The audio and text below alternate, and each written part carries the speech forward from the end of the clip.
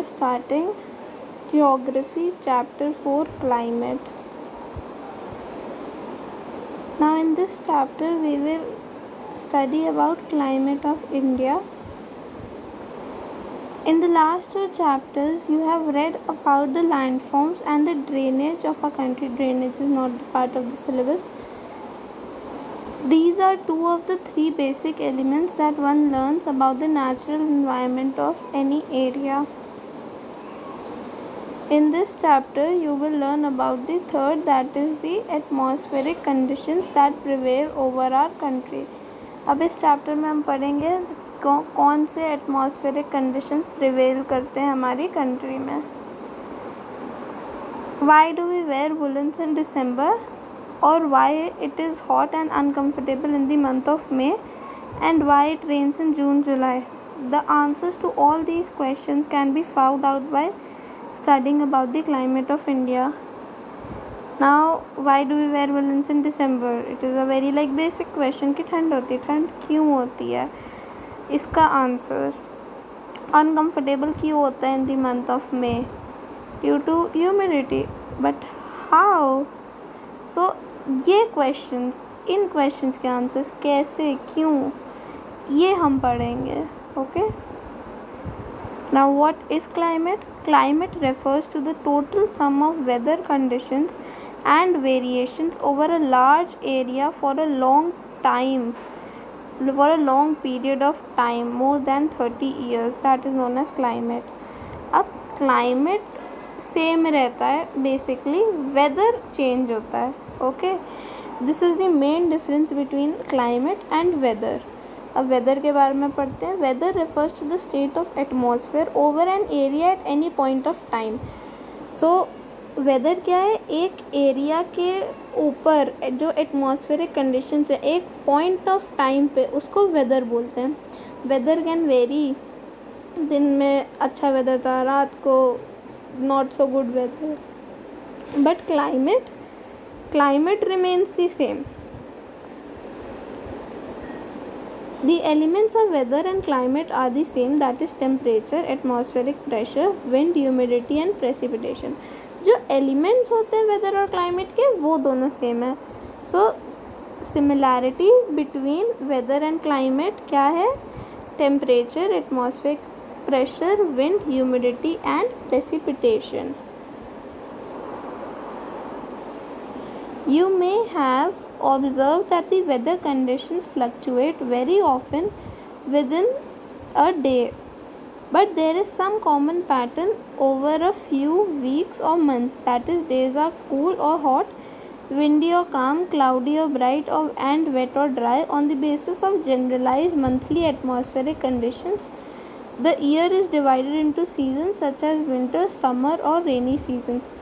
अब एक common pattern होता है कुछ वीक्स या मंथ्स में कि किस बेसिस कौन से बेसिस पे, like temperature, atmospheric pressure, wind, humidity और प्रेसिपिटेशन, इनके बेसिस पे एक पैटर्न होता है. उस पैटर्न से एक साल डिवाइड होता है 3 सीजन्स में, that is winter, summer and rainy seasons. The world is divided into a number of climatic regions.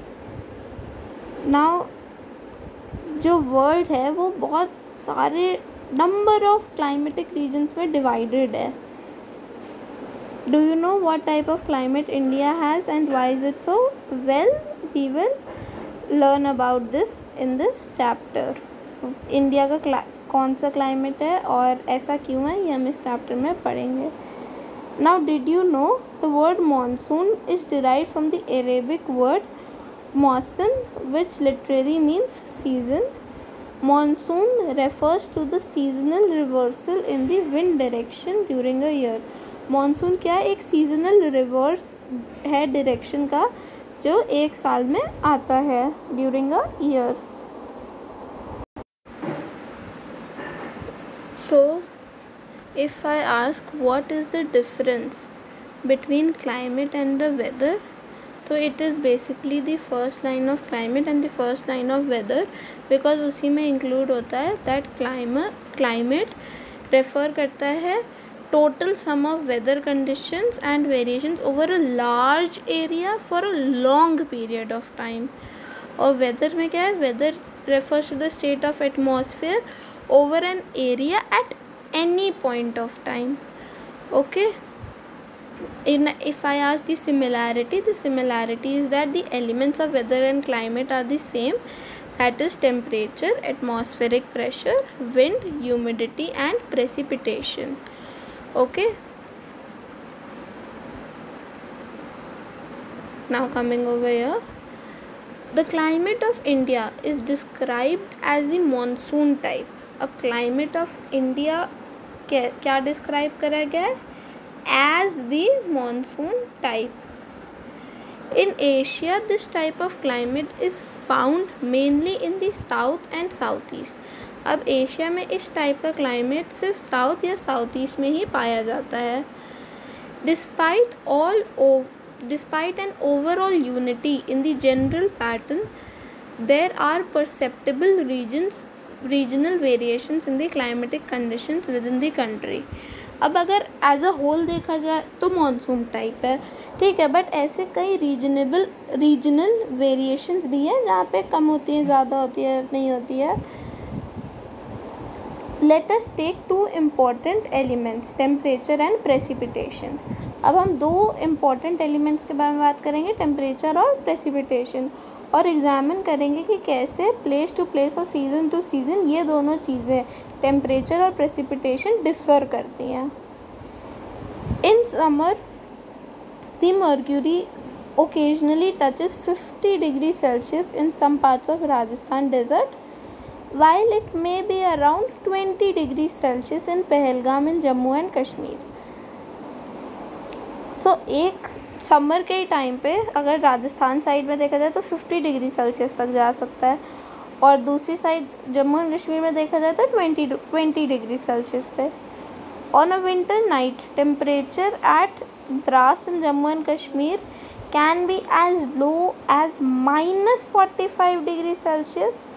Thiruvananthapuram on the other hand में have a temperature of 22 degree Celsius. तो आप देख सकते हैं कि टेम्परेचर में तो डिफरेंस है in the same country in different regions, ठीक है. राजस्थान में गर्मियों में 50 डिग्री सेल्सियस तक जा सकता है, और कश्मीर में 20 डिग्री सेल्सियस तक, और विंटर्स में देखा जाए तो जम्मू एंड कश्मीर में -45 डिग्री सेल्सियस तक जा सकता है, और तिरुवनंतपुरम में 22 डिग्री सेल्सियस तक सिर्फ जा सकता है. And don't ignore this minus over here, that is not 45 degrees Celsius, it is -45 degrees Celsius. Now do you know, in certain places there is a wide range between day and night temperatures. In the Thar desert of the day temperature may rise to 50 degrees Celsius and drop down to near 15 degrees Celsius on the same night. On the other hand, there is hardly any difference in day and night temperatures in Andaman and Nicobar Islands or in Kerala. अब कई places में temperature के day और night में भी बहुत difference होता है, लाइक डेजर्ट्स. ना डेजर्ट्स में एज सैंड की कैपेसिटी ऑफ टेम्परेचर, वो मतलब जल्दी ठंडा भी हो जाता है और जल्दी गर्म भी हो जाता है. तो इन द डे वो the temperature can rise up to 50 degree Celsius उधर, और रात में उसी दिन the temperature can drop down to 15 degree Celsius. Okay. And अगर निकोबार एंड अंडमान आइलैंड्स की अगर बात करें तो वहीं पे there can be no temperature change, मतलब इतना बहुत कम टेम्परेचर चेंज रहेगा, आपको समझ में भी नहीं आएगा. ओके. नाउ अब तो हमने कर दी टेम्परेचर की बात in different parts of the city, और टेम्परेचर की बात on day and night in some parts of the India. Now we are talking about precipitation. There are variations not only in the form of types of precipitation but also it is amount of the seasonal distribution. अब seasonal distribution पे भी precipitation की बात करी जा सकती है. While precipitation is mostly in the form of snowfall in the upper parts of the Himalayas, it rains over the rest of the country. अब precipitation upper parts of the Himalayas में किस form में आता है? Snowfall के form में, और बाकी रेस्ट ऑफ द कंट्री में कैसे आता है? In the form of rain. जो एनुअल प्रेसिपिटेशन है वो 400 सेंटीमीटर से लेकर 10 सेंटीमीटर्स तक डिफ़र करती है। 400 centimetres in Meghalaya side and to less than 10 centimetre in Ladakh and western Rajasthan. Most parts of the country receive rainfall from June to September. Most part जो हमारी कंट्री के हैं उनको रेनफॉल कब मिलती है? From June to September. But some parts like Tamil Nadu coasts gets over a large portion of rain during October and November. तो some parts like Tamil Nadu coast उस पोर्शन में जो रेन है वो अक्टूबर एंड नवंबर में भी आती है, क्योंकि उसको मेनली अपनी जो मेजॉरिटी है उसका रेनफॉल का वो उसको इसी टाइम पे मिलता है। In general coastal regions experience less contrast in temperature conditions. अब जो कोस्टल रीजन्स हैं उनका कॉन्ट्रास्ट कम होता है इन टेम्परेचर कंडीशंस में। Seasonal contrasts are more in the interior of the country. और जो सीजनल कॉन्ट्रास्ट है वो भी जब तक आप अंदर आओ कंट्री के तो वहाँ पे बढ़ जाते हैं। लाइक सीजनल कॉन्ट्रास्ट आपको ज़्यादा बढ़ेगा। अगर आप किसी कोस्टल साइड पे रहते हो तो वहाँ पे सर्दी और गर्मी में इतना वेरिएशन नहीं होगा, बजाय in the interior where we live वहाँ पे ज़्यादा टेम्परेचर डिफरेंसेस होता है and seasonal differences also. Okay, like ठंड में बहुत ठंड हो जाती है, गर्मी में बहुत गर्मी हो जाती है, ऐसा वाला। Okay, so seasonal contrasts are more in the interior of the country. There is decrease in rainfall generally from east to west in the northern plains. Now imagine east आपका किस साइड पे पड़ता है और west आपका किस side पे पड़ता है? East is on the right side and west is on the left side. Okay? Yeah. तो डिक्रीज इन रेनफॉल कहाँ से कहाँ तक होता है? From east to west. So from right side to left side जो रेनफॉल होती है वो कम होती जाती है। Okay, these variations have given rise to a variety in lives of people. और इसी वेरिएशन ने इंक्रीज करा है variety in the lives of the people. जैसे कि क्या खाना खाते हैं, क्या कपड़े पहनते हैं, कौन से टाइप्स के घर में रहते हैं। So these variations have given rise to variety in lives of people in terms of the food they eat, the clothes they wear and also the kind of houses they live in. Now coming to climatic conditions. There are 6 major controls of the climate of any place. There are latitude, altitude, pressure and wind system, distance from the sea continentally, ocean currents and relief features. तो latitude तो आपको पता है, altitude ऊंचाई, pressure and wind system, distance from the sea continentally distance उसका कितना है sea से, ocean currents और relief features.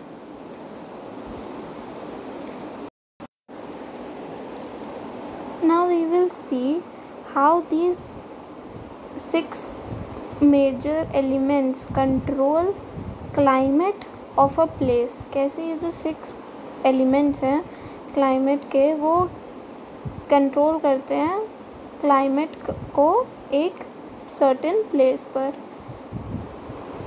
Due to the curvature of the earth, the amount of solar energy received varies according to latitude.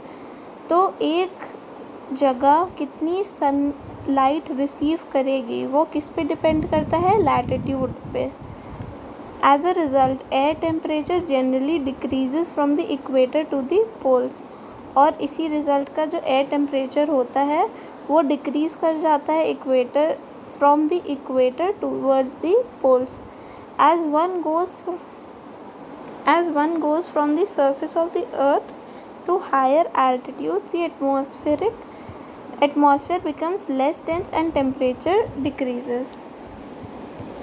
तो सबसे पहले था latitude का. तो सोलर एनर्जी कितनी रिसीव करेगी वो प्लेस, वो किस पे डिपेंड करता है, लैटिट्यूड पर. और इसी वजह से जो एयर का टेम्परेचर होता है वो जनरली डिक्रीज़ कर जाता है इक्वेटर से टूवर्ड्स दी पोल्स पर. As one goes from the surface, अब जब कोई हायर एल्टीट्यूड पर, मतलब हाई ऊंचाई पर जाता है, सपोज करो एक माउंटेन पर, तो जैसे जैसे वो ऊपर जाएगा जो एटमॉस्फेयर है वो लेस डेंस होने पर, मतलब पतला पड़ जाएगा और टेम्परेचर भी डिक्रीज़ कर जाता है. ओके, एंड आई होप कि आपको यहाँ पे दिक्कत नहीं है. दैट एयर टेम्परेचर डिक्रीज़ करता है from the equator towards the poles, क्योंकि अब जैसे जैसे पोल्स की तरफ जाते जाओ वैसे वैसे ठंडा होता जाता है. ओके, एंड इक्वेटर पे द टेम्परेचर इज़ हाई. सो जैसे जैसे आप ऊपर पोल्स या नीचे की तरफ जाते जाओगे वैसे वैसे टेम्परेचर डिक्रीज़ होता जाएगा. Okay, now we have done latitude, we have done altitude. Now coming to pressure and wind system. The hills are therefore cooler during summers. The pressure and wind system of any area depend on the latitude and altitude of the place. Thus it influences the temperature and rainfall pattern. तो अगर कभी आप हिली place पे जाओ तो during summers भी वहाँ का जो टेम्परेचर होगा वो थोड़ा सा कूल होगा, और ये टेम्परेचर और विंड सिस्टम की, प्रेशर और विंड सिस्टम की वजह से होता है. वो इन्फ्लुएंस करता है टेम्परेचर और रेनफॉल पैटर्न को भी.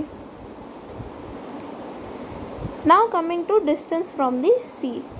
The sea experts as a moderating influence the sea exerts a moderating influence on climate. तो सी होता है वो एक मॉडरेट इन्फ्लुएंस करता है क्लाइमेट पर, क्योंकि जो जैसे जैसे distance from the sea increase होता जाएगा वैसे वैसे जो उसका सी का इन्फ्लुएंस है वो कम होता जाएगा. And the people experience extreme weather conditions. This condition is known as continentality, that is very hot during summers and very cold during summers. इसको कॉन्टिनेंटल टाइप ऑफ वेदर भी बोला जाता है या कॉन्टिनेंटलिटी भी बोला जाता है, दिस टाइप ऑफ कंडीशन. क्योंकि suppose let's go to this map over here. If you see the coastal regions, यहाँ पे सी का इन्फ्लुएंस ज़्यादा होगा बजाय कि इस एरिया में. सो जब सी का डिस्टेंस इंक्रीज़ हो जाता है तब उसका इन्फ्लुएंस भी कम हो जाता है. सी इन्फ्लुएंस कैसे करेगा, यहाँ तक तो इन्फ्लुएंस कर सकता है क्योंकि सी पास में ही है, पर यहाँ पे वो इन्फ्लुएंस कैसे करेगा जब इतना ज़्यादा डिस्टेंस हो जाएगा. तो इसी वजह से जो यहाँ वाले रीजन है वहाँ पे एक्सट्रीम वेदर कंडीशंस या कॉन्टिनेंटल टाइप ऑफ कंडीशंस बोली जाती हैं, और यहाँ पे मॉडरेट टाइप ऑफ कंडीशंस चलती हैं. Okay,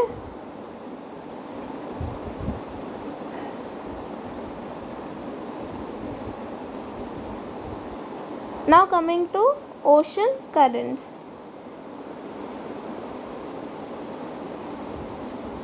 Ocean currents along with onshore winds affect the climate of coastal regions. अब ocean currents जो हैं वो onshore winds के साथ affect करते हैं coastal regions के climate को. For example, any coastal area with warm and cold currents flowing past it will be warmed or cooled if the winds are onshore.